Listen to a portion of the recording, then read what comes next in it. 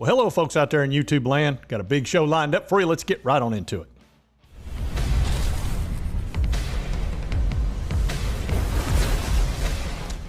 All right, let's pull up that screen. All right, ADA Cardano, the real reason Vasil hard fork was delayed. We're going to talk about that. We're going to talk about Cardano. All right, but quickly, I know a lot of us are wondering, obviously we're in a crypto bear market. I don't think there's any question about that. But the big question is, are we in a crypto winter? And I can tell you how I feel right now.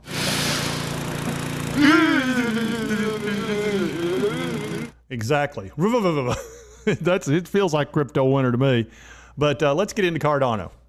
All right, now they've talked about the bugs, and I don't think it's the bugs that are causing the delay. It says here, IOG said there are 7 bugs outstanding, but none are ranked as severe. The plan is to hard fork the Cardano testnet at the end of June as a trial run that will allow exchanges and developers to interact and get acclimated with the updates. 4 weeks after that, IOG and the Cardano Foundation plan to hard fork the main net. So yeah, they've got some bugs and all that. That's not a shock. That would be very typical. And I think they would have gone ahead with it. But the reality is, given the environment that we're in, Charles Hoskinson obviously saw it this way. We're pretty close to the target. We're code complete.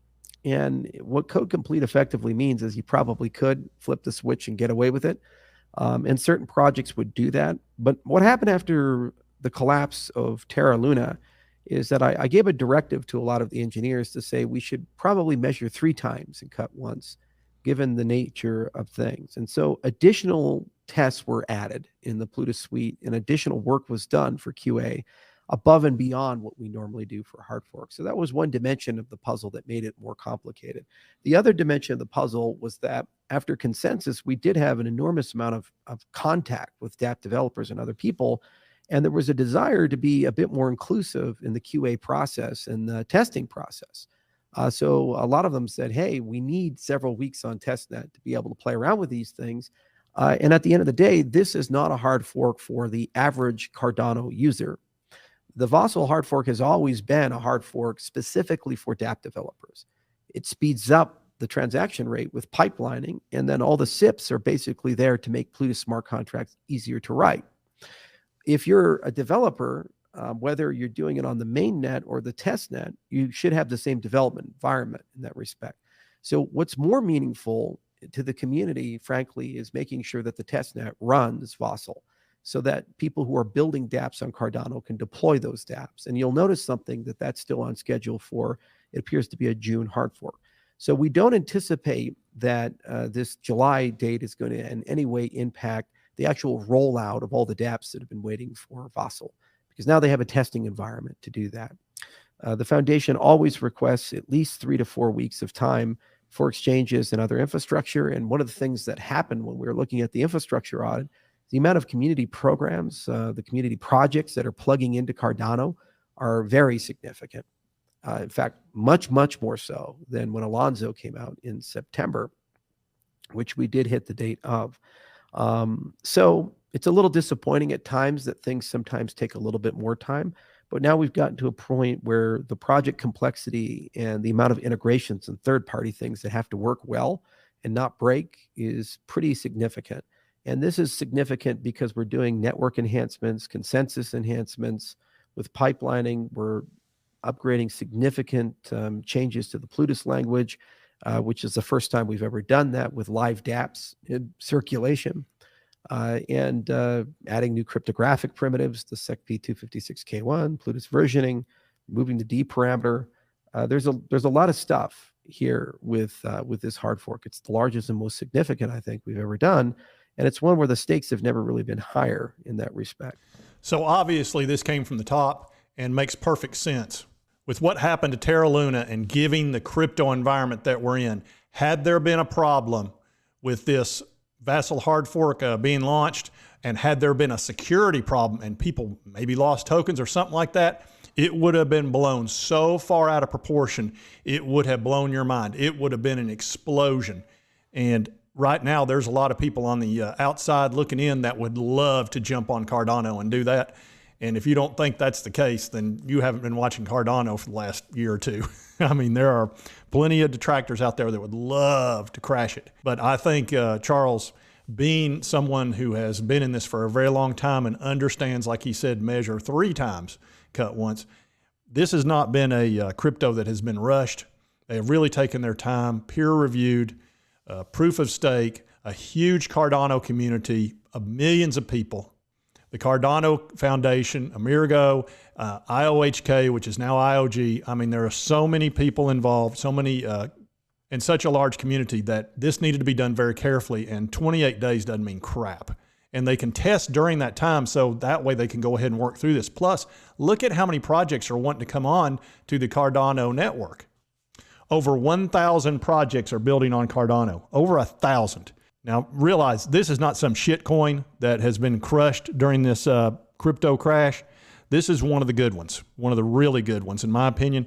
And I see this one making it through this and coming out on the other end, along with the other quality cryptos.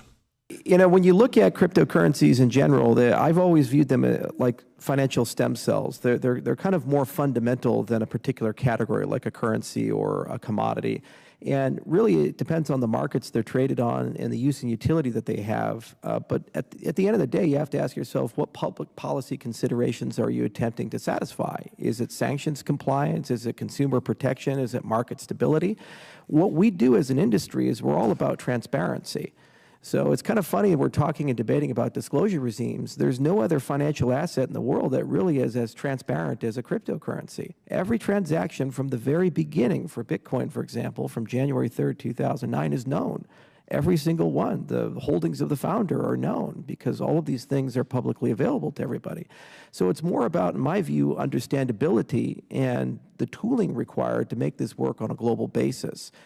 So I don't think it would be wise to say, well, is it a security or a commodity, or fall into this temptation of who's the more permissive regulator or what is the regulatory arbitrage, but rather just take a step back and say, what things do we want to guard against? And we now have 13 years of history as an industry of, I think, 6 or 7 collapses, a whole bunch of interesting new things like NFTs that have always pushed the limit, and a global marketplace with more than 100 million people floating around that we can draw from, and we can look on a case-by-case basis and build a framework that makes sense. What's encouraging to me as an entrepreneur, briefly, is that there's a lot of great legislation that's been proposed recently, like the DCA, the FIA. There's executive orders that have come through that are trying to force clarity amongst the executive branch. So these things together create a global dialogue, and if we're clever about it, I think we can converge to a reasonable compromise that we as an industry can live with and continue to be competitive with. Yeah, so there. What an ideal representative for a cryptocurrency as Charles Hoskinson, who originally started out, he was teaching a class at the University of Colorado on Bitcoin. And Ethereum was starting up, and they went to him to help. And he wound up being a co-founder in Ethereum. And then he pretty much tried to create Ethereum as a major improvement to Bitcoin with smart contracts and all of that.